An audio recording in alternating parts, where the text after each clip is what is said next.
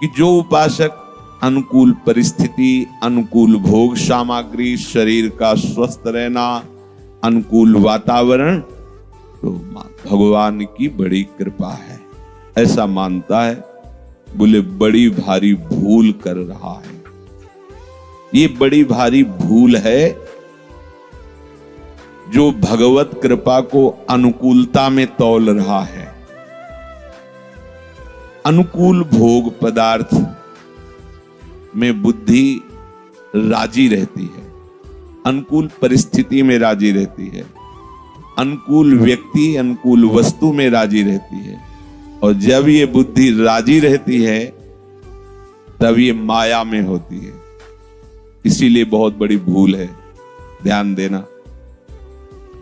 उसका माया बंधन दृढ़ होता है। ये अनुकूल परिस्थिति, अनुकूल व्यक्ति, अनुकूल वस्तु, शरीर का अनुकूलता, स्वास्थ्य आदि को लेकर ये सब भगवद विमुखता प्रकट करने वाले हैं। होता है, ऐसा ही होता है। जो मलिन अंतःकरण वाले हैं वो इसे समझेंगे, फिर रहा क्या जीवन में?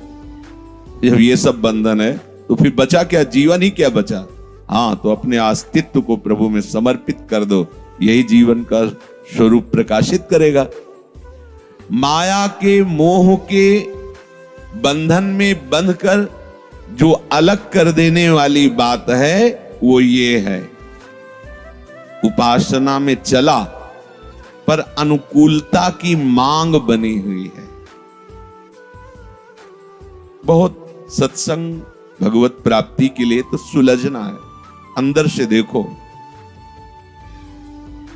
सत्संग में बैठ करके हम सत्संग के वचनों में डूब रहे। अगर एसी होती यहां तो थोड़ा अच्छा होता, कूलर हमारे सामने ही होता तो अच्छा होता। ये व्यक्ति हलचल करता है, हट जाता तो अच्छा होता।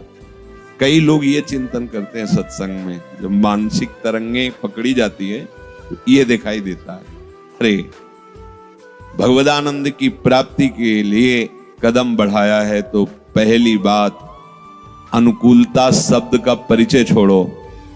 अनुकूल परिस्थिति, अनुकूल व्यक्ति, अनुकूल पदार्थ, इसका परिचय छोड़ो। भोगना तो बात जाने दो, इसका परिचय छोड़ो, इसकी मांग छोड़ो,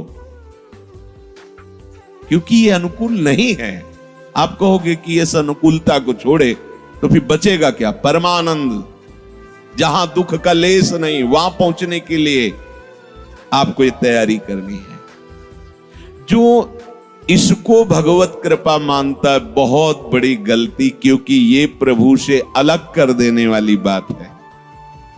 पर होता यह है कि जब उपासक प्रभु का भजन करता है, प्रभु का नाम जप करता है, शास्त्रों का स्वाध्याय करता है, तो उसके हृदय में भोगों की प्राप्ति या भोगों में सुख बुद्धि ये रहती है।